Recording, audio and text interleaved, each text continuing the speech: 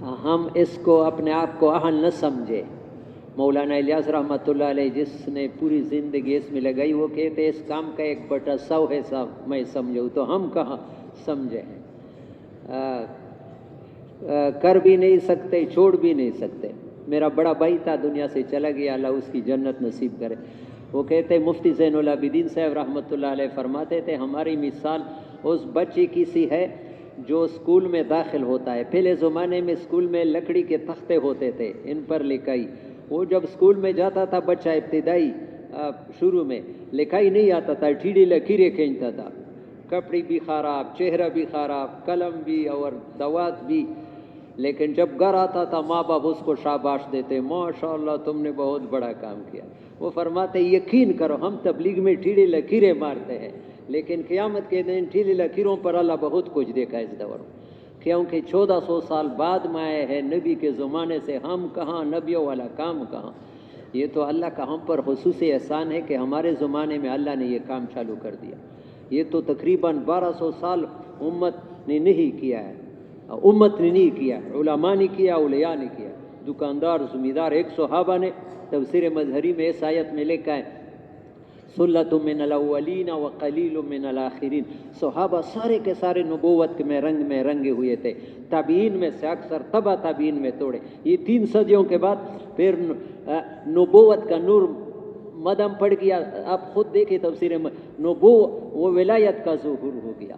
ولایت بری چیز نہیں ہے لیکن ولایت اور نبوت ایک جیسے نہیں ہے. ولی کی مثال کنویں کی سے ہے, کنویں سے لوگ فائدہ اٹھاتا ہے لیکن کنواں کسی کے پاس جاتا نہیں ہے. نبی نے بخاری شریف میں اپنا مثال کنویں کا نہیں دیا ہے, بارش کا دیا ہے. بخاری کی حدیث ہے مثل ما باسنی اللہ بہ من العلم والہدی کمثل غیث. بارش ہر جگہ برستا ہے, جس کا دل چاہتا ہے اس پر بھی برستا ہے, جس کا نہیں چاہتا ہے اس پر بھی برستا ہے. تو یہ ہمارے زمانے میں اللہ نے اور اللہ نے ہمیں استعمال کر رہے ہیں. میرے پیارے بھائیوں بڑی خوش قسمتی, شکر میں ڈوبے رہو.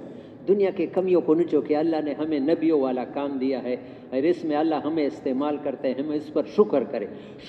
شکر سے نعمت بڑھتی ہے.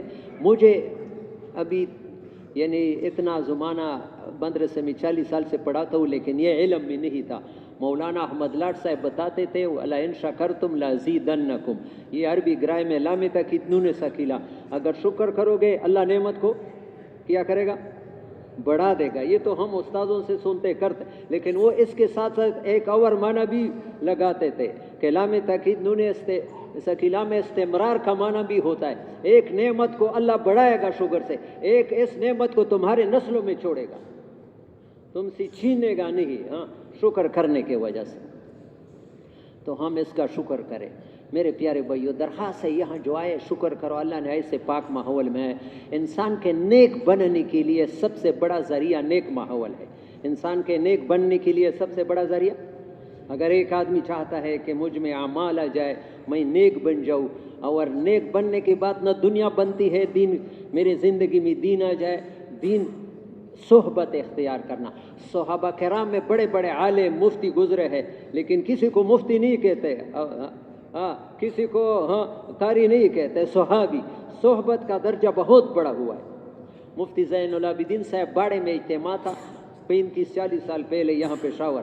میں نے ان کانوں نے سنا کہ ساری زمین کو عبد القادر جیلانی رحمہ اللہ جیسے بزرگوں سے بھر دیا جائے, ایک ادنا درجے کے صحابی کو نہیں پہنچ سکتا. صحابہ کا شان رضوان اللہ علیہ مجمعین اتنا بڑا ہے, وہ صحبت کے وجہ سے نبی کی صحبت حاصل کی. ابھی یہ اگست میں یہ کچہریوں کی چھٹیاں ہوتی ہے عدالتوں کی. پشاور کی جماعت آئی تھی KDA میں ان کی نصرت کے لیے گیا تھا سیکٹریٹ میں. اثر کو ایک جج کا بیان تھا, یہ بات یاد رکھنے کی قابل ہے. جج کا بیان تھا, حاضر سروس تھا چھٹی سے روزی کے لیے, اور وہ کالا تھے. تو انہوں نے ایک عجیب بات کی. بات تو مولانا زکریا صاحب نے اپنے ابیتی میں بھی لکھے لیکن اس نے بڑے میٹھے انداز میں وہ بیان کیا مجمع کے سامنے کہ ہندوستان میں ایک جب پاکستان ہندوستان انگریزوں کی حکومت تھی, ایک نہر کی کھدائی ہو رہی تھی. کس کی کھدائی ہو رہی تھی؟ نہر کی کھدائی ہو رہی تھی. اور وہ جو بڑا افسر تھا وہ انگریز تھا، لیکن جو مزدور تھے وہ مسلمان تھے، لیبر۔ وہ کھدائی میں سونے کا ایک بڑا گڑھا برآمد ہوا، سونے سے بھرا ہوا۔ وہ لیبر نے وہ سارا مزدوروں نے انگریز کے پاس پہنچایا۔ وہ انگریز بڑا متاثر ہوا، مسلمان اتنا دیانت دار قوم ہے، یہ تو کروڑوں کا سونا ہے، اگر مجھے نہ بتاتا، بڑا متاثر ہوا۔ اللہ کی شان 15-20 سال کے بعد وہ برطانیہ چلا گیا، دوبارہ جج کے حیثیت سے آئی، یہی جو نیر کا بڑا تھا، جج حیثیت سے۔ تو اس کے سامنے ایک کیس آیا، ایک مقدمہ آیا کہ ایک آدمی نے 2-3 سال کی بچی کے گلے پر چوری چلائی ہے کہ ان کے کانوں میں بالیاں ہے سونے کی، اور آدمی پکڑا گیا اور اس نے اقرار بھی کیا کہ میں نے یہ کیا ہے، جو پکڑا گیا اس نے۔ لیکن وہ جج نے جب دیکھا، یہ بڑی عجیب بات ہے، اس نے پہچان لیا، اس نے کہا تو آدمی نہیں کہ فلاں سن میں نہر کے کھدائی میں آپ نے اتنا گڑا؟ اس نے کہا بالکل وہی ہوں۔ اس نے تو میں یہ تبدیلی کیا ہوں، آئی بات سمجھ میں آئی؟ یہ تبدیلی، وہاں کروڑوں کا سونا ہے، یہاں تھوڑے سی چیز کے لیے ایک معصوم بچی کے گلے پر چوری چلائی۔ اس نے کہا اس وقت میرا اٹھنا بیٹھنا نیک لوگوں کے ساتھ تھا، ابھی میرا اٹھنا بیٹھنا برے لوگوں کے ساتھ۔ یہ میرے پیارے بھائی درخواست کرو، ہاں یہ فضائل صدقات میں ہے، امام باقر کہتے ہیں کہ مجھے اپنے باپ زین العابدین نے یہ نصیحت کی، کچھ ایک ان میں ہے کہ فاسق آدمی کے ساتھ راستے پر بھی نہ چلو، جو اللہ کا نافرمان، دعوت کے لیے جاؤ، باقی ان کے ساتھ تعلق، ان کی جراثیم تمہیں۔ اور یہ حدیث ہے صحیح ریاض الصالحین میں، المرء علی دین خلیلہ فلینظر احدکم من یخالل، آدمی دوست کے دین پر ہوتا ہے۔ پشتو کی مثال دا ہندو دے یار دے پورا غاغ وخے خوڑلے، پشتو میں مثال ہے، ہاں۔ تو اس لیے نیک صحبت انسان کو بڑا چینج کرتا ہے۔ ہمارے دینی کتابوں میں ایک فتاوی ہے، فتاوی رحیمیہ، ہندوستان کے مفتی عبد الرحیم نے 7 جلدوں میں اس میں ایک عجیب قصہ لکھا ہے، ابھی اس زمانے میں تو نہیں ہے لیکن یہ کتابوں میں ہے کہ یہ چیز پہلے سے تھی، کیونکہ عربی میں الفاظ ہے۔ ایک آدمی کفن چور تھا، کیا تھا؟ عربی میں اس کے لیے نباش کا لفظ ہے، نباش عربی لفظ، معلوم ہوتا ہے یہ پہلے سے تھا۔ وہ جہاں سنتا تھا کہ جنازہ ہوا ہے، جنازہ بھی پڑھتا تھا، قبر معلوم کرتا، رات کو جا کر پاؤں کی طرف سے کود کر کے وہ کپڑا نکالتا تھا۔ مرد کے کپڑے میں تقریباً 10 گز کم و بیش کپڑا لگتا ہے، عورت کے کفن میں 16 گز لگتا ہے، تو وہ بیچتا تھا، یہ اس کا کام۔ اللہ کی شان کے ایک، یہ میں اپنے طرف سے نہیں، میں نے حوالہ دیا بہت بڑے مفتی کا، مفتی عبد الرحیم صاحب، ایک عورت کے جنازے میں شریک ہوا، اور رات کو جب قبر کھودا پاؤں کی طرف سے کھینچا تو عورت قبر میں بیٹھ گئی۔ کہ عجیب بات ہے، ایک جنتی آدمی جنتی عورت سے کفن نکال رہا ہے، عجیب بات ہے، ایک جنتی آدمی جنتی عورت سے، عجیب بات ہے۔ اس کفن چور پر ہے بتائی کہ تو جنتی ہوگا، مجھے تو اپنا عمل معلوم ہے کہ میں کتنا پانی میں ہوں۔ اس نے کہا تم میرے بارے میں کیسے جنتی کیوں کہتے؟ اس نے کہا آج میرے جنازے میں جتنے لوگ آئے تھے سب کی اللہ نے مغفرت کی، تو ان میں شریک تھا۔ اس لیے میرے پیارے ایسے ماحولوں میں شریک ہو جاؤ۔ ابھی جو اجتماع رہا ہے، میرا استاذ تھا، وہ صاحب کشف تھا، ابھی ان کی ولایت کو ذکر کروں تو آپ مانو گے نہیں کہ وہ کتنا ولی تھا۔ اس نے کہا کہ یہ اجتماع اولیاء سے اتنی بری پڑی ہوتی ہے کہ قدم رکھنے کی جگہ نہیں ہے۔ ہاں یہ اس میں بھی دکھائی نہیں دیتا ہے۔ قاری طیب صاحب نے لکھا ہے جہاں 40 مسلمان ہوتے ہیں ان میں ضرور اللہ کا ایک ولی ہوتا ہے، یہ تو ہزاروں کا مجمع ہوتا ہے۔ ان کے برکت سے جو بارش پڑتی ہے ہم پر بھی قطرے پڑ جائیں گے، سمجھ میں آ گئی ہم پر بھی۔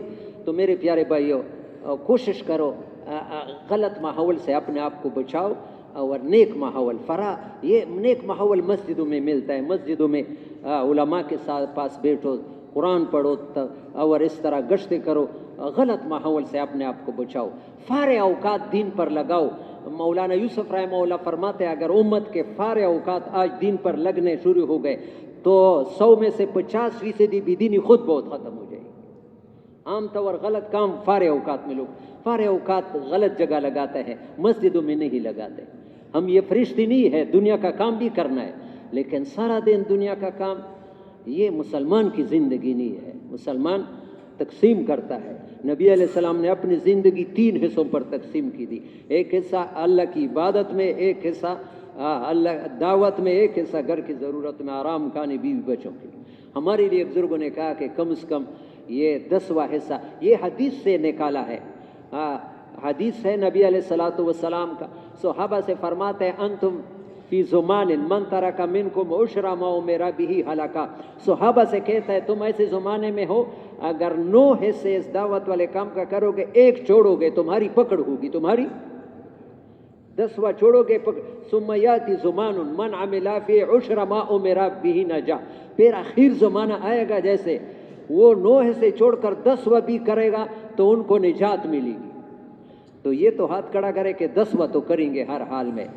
10واں 3 صورت ہے، روزانہ کے اعتبار سے 2.5 گھنٹے ہے، ماہانہ کے اعتبار سے روزہ ہے، سالانہ کے اعتبار سے 40 دن ہے۔ یہ تو میرے پیارے بھائی، اور یہ میں نے یہ یقین کرو اگر تبلیغ میں ترقی چاہتے ہو، ایمان میں ترقی چاہتے ہو، 2.5 گھنٹے کسی حال پر قربان نہ کرو دنیا کے تقاضوں کے لیے۔ سروزہ وقت مقرر پر ہو، جتنا بھی دنیا کا نقصان ہے سروزہ اپنے وقت پر لگاؤ، چلا تخیر نہ کرو۔ ایمان کے اعتبار سے بھی آگے بڑھو گے، اس کام میں اللہ پاک بہت آگے ترقی دے گا، اور اس کام کے برکت سے پھر تمہارے کام اللہ پاک دعاؤں سے حل کریں گے۔ تبلیغ کے لیے رکاوٹ کیا بنتی ہے؟ ہاں جی، فکر معاش۔ بھائی تبلیغ تو ٹھیک ہے لیکن میرے بچے ہیں، میرا دکان ہے، میرے بچوں کے کھانے پینے کا یا مکان کا، شادی کا کیا ہوگا۔ تو ایک جماعت آئی تھی چارٹ، وہ چارٹ سے، وہ اس مرکز میں اس نے عجیب بات قرآن حدیث سے بتائی کہ رزق کے 10 دروازے ہیں۔ کتنے دروازے ہیں؟ ہم نے ایک دروازہ کھولا ہے اور 9 دروازے بند کر دیے خود، حالانکہ رزق کے قرآن حدیث میں ہے، قرآن حدیث میں غلطی نہیں ہو سکتی۔ سب سے بڑا دروازہ رزق کا تقوی ہے۔ کیا ہے؟ تقوی ہے۔ وَمَن يَتَّقِ اللَّهَ يَجْعَل لَّهُ مَخْرَجًا وَيَرْزُقْهُ مِنْ حَيْثُ، وعدہ ہے، گارنٹی ہے، جو تقوی اختیار کرے گا اللہ ہر تنگی سے نکالے گا اور ایسی جگہ سے رزق دے گا کہ اس کو وہم و گمان بھی نہیں ہوگا۔ تقوی کیا ہے؟ تقوی کا ایک مثال دیتا ہوں۔ حضرت جی انعام الحسن صاحب پوری دنیا کے امیر تھے، 3 نمبر پر۔ رائے گنج میں اجتماع ہوا، پھر پشاور میں اجتماع تھا، پشاور میں ہم اس میں موجود تھے۔ ان نکاحوں میں اس نے ایک قصہ سنایا، نکاح پڑھواتے تھے اجتماع میں، کہ ایک آدمی کے انار کا باغ تھا۔ کس کا باغ تھا؟ انار کا باغ تھا۔ اس میں ایک ملازم رکھا ہوا تھا، 10 سال وہ اس میں خدمت کرتا تھا، تنخواہ دیتا تھا بس۔ ایک دن وہ مالک کے باغ آیا، مالی سے کہا خادم سے کہ ایک انار میٹھا سا نکالو، جوس نکالو۔ اس نے جب نکالا وہ ترش تھا، تو یہ اپنے مالی کو غصہ ہو گیا خادم کو کہ 10 سال ہوئے تم اس باغ میں محنت کرتا ہے، تمہیں میٹھے اور کڑوے کا علم نہیں ہے، یا اللہ تو ہمیں ایسا بنا دے، آگے دیکھو آگے۔ اس نے کہا 10 سال ہو گئے میں نے کسی انار کو چکھا بھی نہیں۔ یہ تقوی ہے۔ ایک باغ میں آدمی 10 سال کام کرتا ہے، مالک ساتھ نہیں، انار کو چکھتا بھی نہیں، اس سے تقوی بڑا ہو سکتا ہے؟ لیکن پھر اس پر ملتا کیا ہے؟ بات تھی اس نواب کی بیٹی جوان ہو گئی جو مالک تھا، مختلف جگہوں سے رشتے، یہ حضرت جی کا بیان میں بیان کرتا ہوں، جوان ہو گئی، مختلف جگہ سے رشتے آتے تھے، تو پریشان تھا کہ ایک کو دے دوں دوسرے ناراض ہو جائیں گے، دوست ہے، ساروں کے ساتھ دوست ہے۔ ایک باغ میں آیا تو مالی نے چہرے سے پہچانا کہ حضرت تو پریشان ہے۔ حضرت آج کیا بات ہے؟ اس نے یہ بات، اس نے کہا یہ تم پریشانی کی بات نہیں، ہمارے پیارے نبی محمد صلی اللہ علیہ وسلم، زبان میں بھی مٹاس آتا ہے نبی کا بات سنتے ہوئے، حضرت محمد صلی اللہ علیہ وسلم ہمارے لیے ہر مسئلہ آسان کر دیا۔ بخاری میں حدیث ہے تنکح المرأة لأربع لمالها ولحسبها ولجمالها ولدینها فاظفر بذات دین تربت یداک۔ نبی نے ہمیں مسئلہ حل کیا۔ 4 بنیادوں پر لوگ نکاح کرتے ہیں۔ کتنے بنیادوں پر؟ مال کے بنیاد پر یہ یہودیوں کا تھا، یہودی رشتہ کرتا ہے مالدار، بیٹی مالدار کو دیتا ہے اور مالدار خاندان سے شادی کراتا ہے، نصارہ حسن کو دیکھتے ہیں عیسائی، اور مشرکین جو تھے وہ حسب نسب کو دیکھتے ہیں، کرسی والے کو دیکھتے ہیں۔ اور محمد صلی اللہ علیہ وسلم نے اپنی امت کو دی ہے کہ تم دینداری کو دیکھو، بیٹی کے لیے دیندار کرانا دیکھو، اور بیٹی کو جس کو دیتے ہو اس کی دینداری کو دیکھو، یہ تینوں پر کراس لگاؤ، دینداری کو دیکھو۔ تو نبی نے تو ہمارے، وہ جب گھر چلا گیا بیوی سے بات کی، انہوں نے کہا ہمارا مسئلہ تو حل ہو گیا۔ انہوں نے مسئلہ کیا کہ ہم اپنے نبی کے پیچھے چلتے ہیں، باقی چیز کو ختم، دینداری کو۔ تو اس مالی سے دیندار آدمی اس کو اور نظر نہیں آتا، جو اس کا مالی اپنی بیٹی اس کو دی۔ جب نواب کی بیٹی آئی، وہ نوابی بھی ساتھ آئے گی یا نہیں، یا وہ جھونپڑی میں رہے گا؟ میرے پیارے بھائیو، تقوی کوشش کرو، تقوی گناہوں سے پرہیز کرنا، چھوٹے گناہ کو چھوٹا نہ سمجھنا، اس سے رزق میں برکت ہو جاتی ہے۔ ایک دوسرا واقعہ ہے، ایک صحابی ہے، اس کا بیٹا کافروں نے قید کر دیا، سمجھ میں آ گئی، نبی علیہ السلام کے پاس آئے کہ وہ میرا بیٹا بڑے تکلیف میں ہے، سمجھ میں آ گئی۔ نبی علیہ السلام نے کہا کس ذریعے سے بیٹے کو اطلاع کہ تقوی اختیار کرے، اور لا حول ولا قوت الا باللہ العلی العظیم زیادہ پڑھے۔ اس نے جب شروع کر دیا، ایک رات وہ چمڑے کے تسمے میں جکڑا ہوا ہے، تالے لگے ہوئے، رات کو اللہ نے خود بہت چمڑے توڑوائے، تلوالے کھلوائے آئے، ان کے اونٹ، میں نے ایک تفسیر میں دیکھا 100 اونٹ لے کے آیا۔ کتنے؟ 100 اونٹ۔ صبح دروازہ گھر کا کٹکھٹایا، باپ کہتا ہے یہ تو ہمارے بیٹے کا اولاد ہے، وہ کہتا ہے تمہارا دے۔ ماں جب چلا گیا تو وہ آیا ہے 100 اونٹ بھی لے کے، نبی علیہ السلام کے پاس گئے کہ وہ تو آیا لیکن وہ یہ تمہاری لیے مال غنیمت ہے۔ 100 اونٹوں کی کتنی قیمت ہوگی؟ بتاؤ، سنبھالو ابھی۔ یہ تقوی کے برکت سے۔ میرے پیارے بھائی، گناہ بہت پریشانیاں لاتا ہے، کوشش کرو یہ جتنے یعنی گناہ کو چھوٹا۔ تقوی رزق کا سب سے دوسرا توکل ہے، اللہ پر بھروسہ، جو گھبرانا نہیں ہے کہ کیا کہیں گے، اللہ نے جو لکھا ہے وہ مل ہی جائے گا۔ وَلَوْ أَنَّكُمْ تَتَوَكَّلُونَ عَلَى اللَّهِ حَقَّ تَوَكُّلِهِ لَرَزَقَكُمْ كَمَا يَرْزُقُ الطَّيْرَ تَغْدُو خِمَاصًا وَتَرُوحُ بِطَانًا۔ ریاض الصالحین میں اگر تم اللہ پر بھروسہ کرو گے تو تمہیں ایسا رزق دے جیسے پرندے صبح کو جاتے ہیں پیٹ خالی ہوتا ہے، شام کو پیٹ بھرے ہوئے آتے ہیں۔ توکل۔ عبد الوہاب صاحب کی قبر کو نور سے اللہ بھر دے۔ ہمارے وہ رائیون کے ممبر پر کہتے تھے کہ 2 پوڈری تھے، کیا تھے؟ نشے کرتے تھے۔ وہ کسی جگہ رات گزاری تھی نشے میں، وہ صبح کو ان کا نشہ بھی ختم ہوا، کھانا بھی نہیں کھایا تھا۔ ایک ہوٹل میں گئے، پریشان تھے، کسی آدمی نے ان کے چہروں کو دیکھ کر رحم آیا، تھوڑے سے پیسے دیے۔ وہ پیسے دونوں چیزوں کے لیے کافی نہیں ہوتے، یا نشہ یا کھانا۔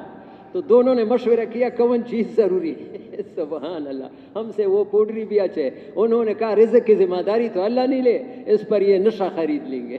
وہ پوڈری ایک دوسرے کو کہتے ہیں رزق کی ذمہ داری، کھانے کی ذمہ داری اللہ نہیں لے، وہ ہماری نہیں۔ ہم وہ ہوٹل میں نشہ لیا، کرسی پر بیٹھے ہیں، ایک کار آئی، یہ عبد الوہاب صاحب کی بات ہے، رائیون ممبر پر ایک کار آئی اور اس میں 3 آدمی ہے۔ ہوٹل والے کو آرڈر دیا کہ ایک مرغی روسٹ کرو، وہ کرو، وہ کرو، گپ شپ لگاتے ہیں۔ ادھر فون آیا موبائل پر کہ ادھر ایکسیڈنٹ ہوا، تمہارا بھائی انتقال ہو گیا ایکسیڈنٹ میں۔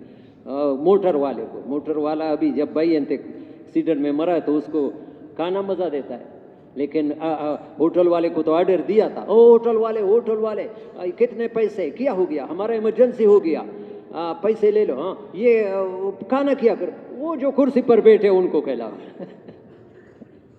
دیکھو ان کے توکل کے وجہ سے اللہ نے کھلایا، توکل ہے۔ تیسرا نماز ہے، یہ 10 دروازے ہیں، ایک تقوی ہے، دوسرا توکل ہے، تیسرا یہ قرآن حدیث سے ہے۔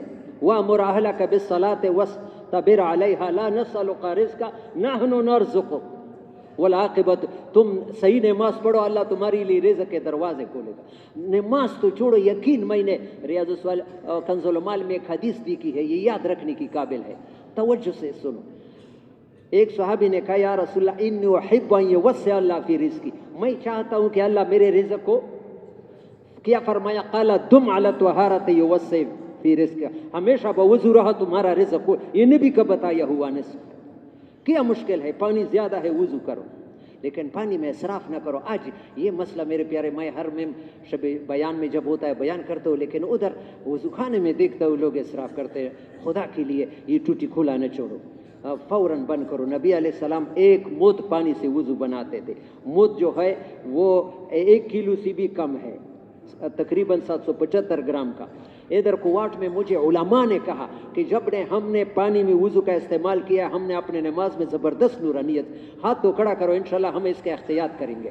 یہ نہیں کہ پانی زیادہ, یقین کرو. میں افغانستان گیا تھا, غزنی میں, کابل سے غزنی اجتماع میں.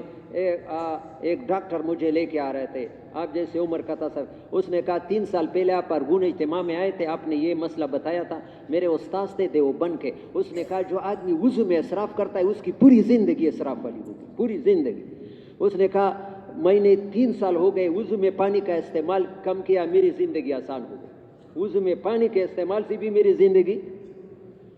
یہ معمولی گناہ نہ سمجھو, یہ نماز وضو کا پوری زندگی پر اثر پڑتا ہے.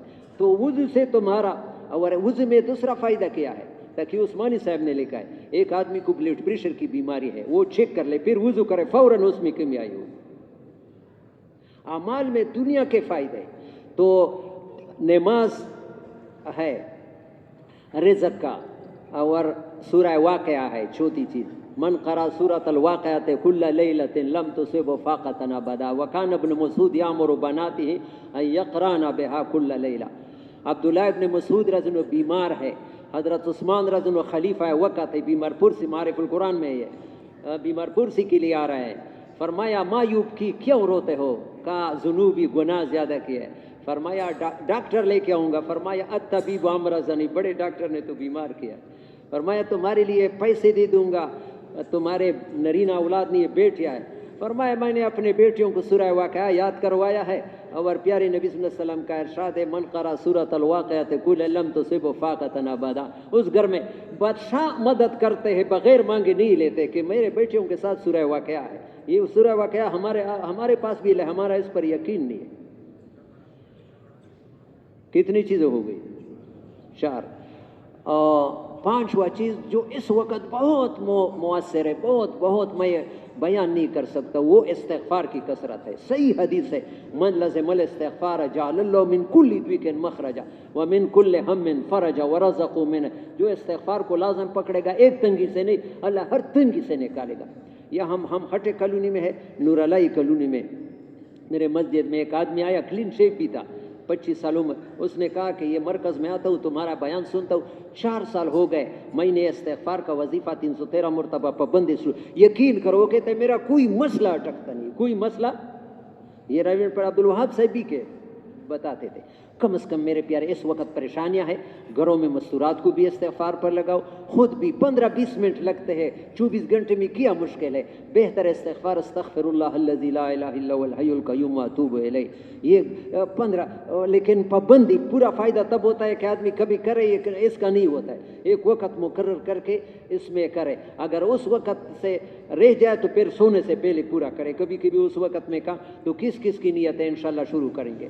یقین کرو میرے پیارے بھائی, آپ ہمارا بھائی ہے, آپ اپنے آنکھوں سے اپنے پریشانیوں کا دیکھنا دیکھو گے اگر تم نے شروع کر دیا. یہ میری نسبت سے نہ کرو کہ کوارٹ کے مولی عظیم نے کہا, بلکہ حضرت محمد صلی اللہ علیہ وسلم کے حوالے سے کرو, اس کا حدیث ہے.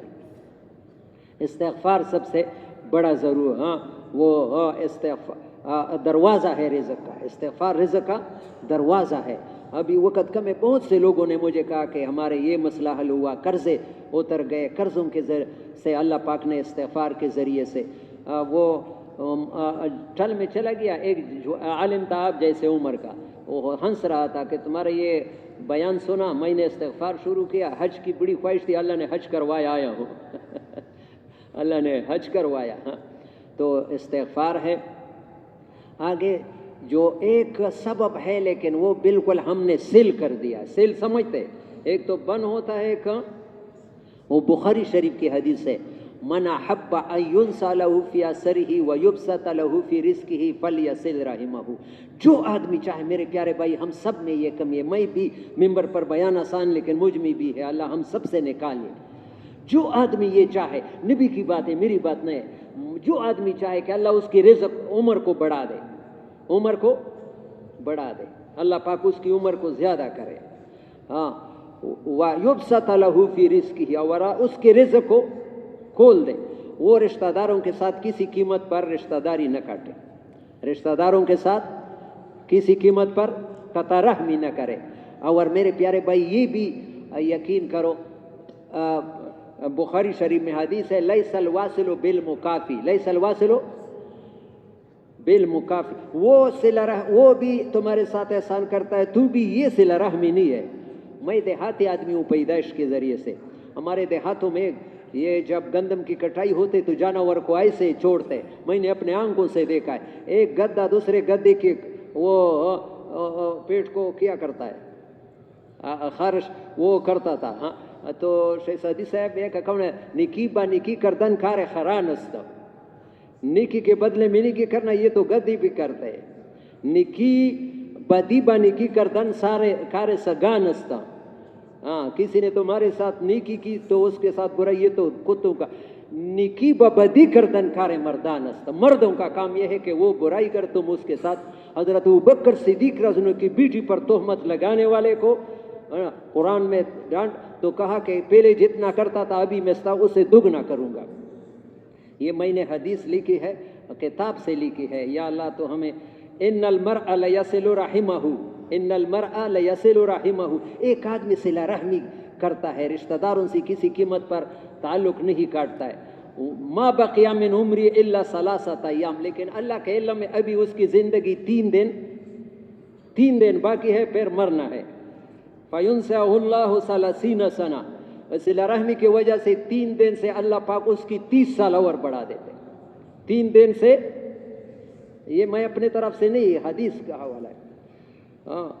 وَإِنَّ الرَّجُلَ لَيَقْطَعُ الرَّحِمَ، ایک آدمی صلہ رحمی کاٹتا ہے، رشتہ داروں کے ساتھ تعلق کاٹتا ہے، وَقَدْ بَقِيَ مِنْ عُمْرِ 30 سنہ، اس کی عمر ابھی 30 سال باقی ہے، فَيُصَيِّرَهُ اللَّهُ إِلَى 3 أَيَّامٍ، اللہ اس کی زندگی کو 3 دن بنا دیتے ہیں۔